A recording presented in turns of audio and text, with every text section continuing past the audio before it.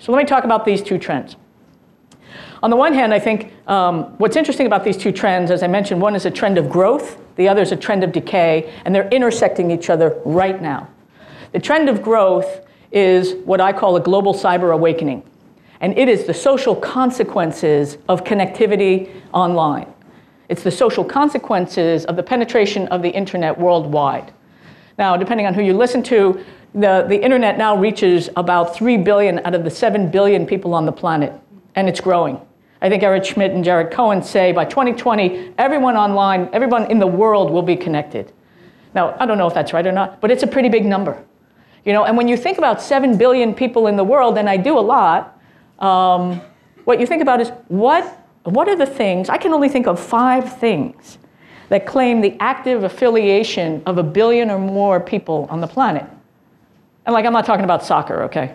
I'm talking about like the active affiliation of people. I can only think of 5 things, okay? Being Chinese,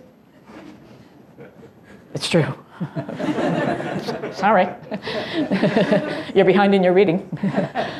Being Indian, being Catholic, being Muslim, and being on Facebook, okay?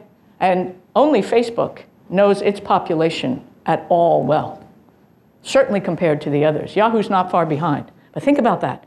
7 billion people on the planet, you know, 3 millennia of documented human progress, or more documented human progress, only 5 things that can claim the active affiliation of 1 billion or more people on the planet, and one of them is not 10 years old, just 10 years old. That's extraordinary. And Facebook knows its membership better than any of those other organizations, institutions, or countries know their population or their adherents. It's extraordinary. It's really extraordinary, even though India has just completed a biometric census of its country, on time, under budget, by the way. For any of you who are interested in tackling really large operational problems, you should look at that. But that's extraordinary. So this trend of growth is a global cyber awakening, which is the social effect of the penetration of the internet. What do I mean by that? What I mean is, for a world's population that is already more educated, more wealthy, healthier, mobile, interested and active than at ever before in history, people now have the ability to connect instantaneously to interests and others that they can affiliate with. It's turning everything on its head. People like instantaneous access, they like finding each other, they like finding information, they want the empowerment, and they want more and more and more. Now, the trend of decay that I think is really interesting and equally powerful is a trend of decay, as I said. And this decay is the decaying, it may be decayed, I don't know. The near total lack of trust in public sector institutions worldwide. People don't trust public sector institutions. They don't trust banks, they don't trust business, they don't trust markets, they don't trust money, they don't trust the media. In many cases, they don't trust their government, and it's true worldwide. And it's generating this trend of decay, this lack of public trust in public sector institutions. And you can conduct unscientific but nevertheless persuasive tests on your own. I mean, how many of you take for granted that someone in business is telling you is true, or what government is telling you is true? And what's the source of this decay? Why don't we trust them anymore? In part because we can't narrate for ourselves what the value proposition is of business or government. Why are they in for anything other than their own self-interest? This is generating global public anger everywhere around the globe.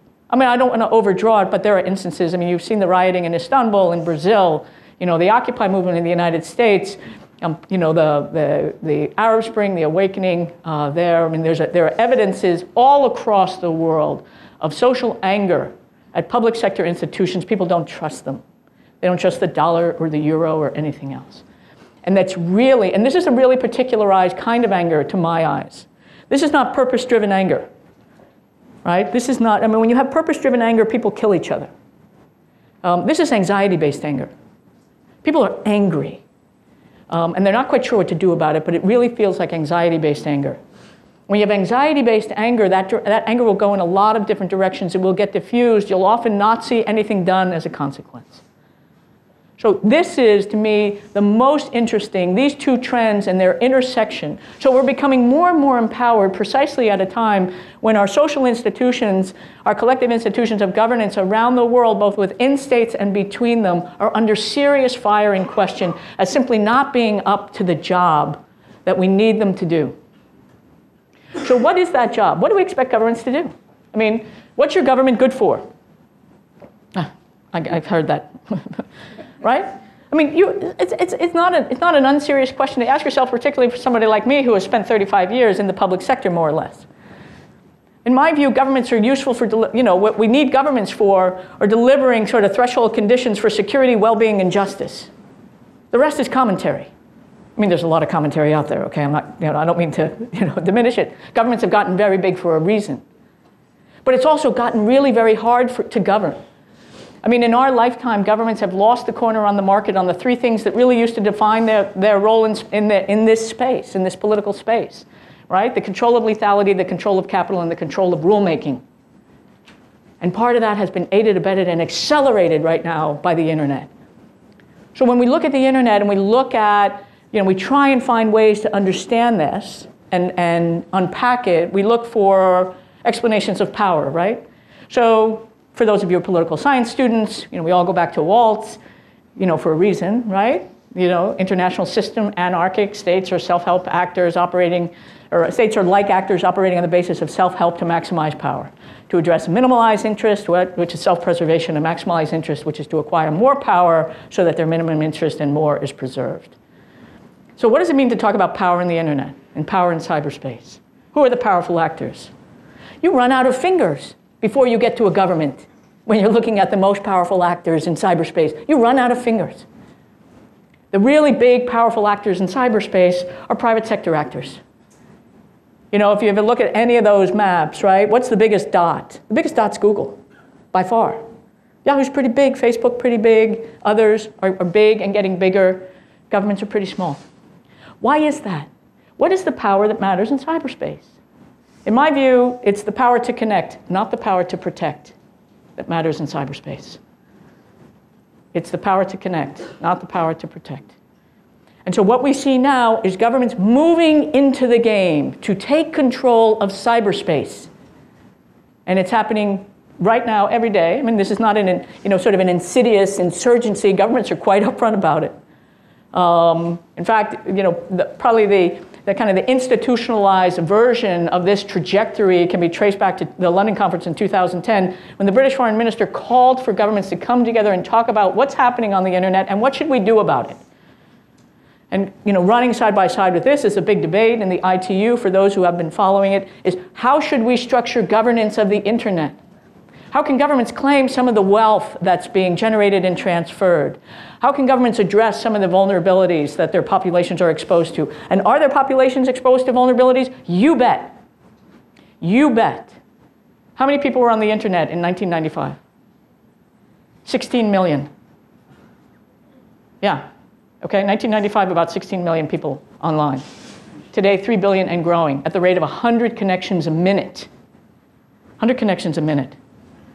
And you broadly see governments as they're moving into this space and trying to sort out what should we be doing where. On the one hand are governments who believe our job is to protect the vulnerabilities of our population, the vulnerabilities of our country and our nation. We have this interest core at heart. It is, again, one of the core competencies and responsibilities of government, right?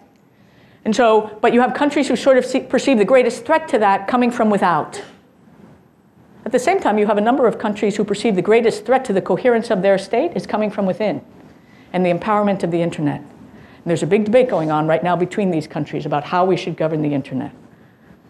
So, is that a big trend? Does that matter? It matters in a very big way. It's affecting absolutely everything.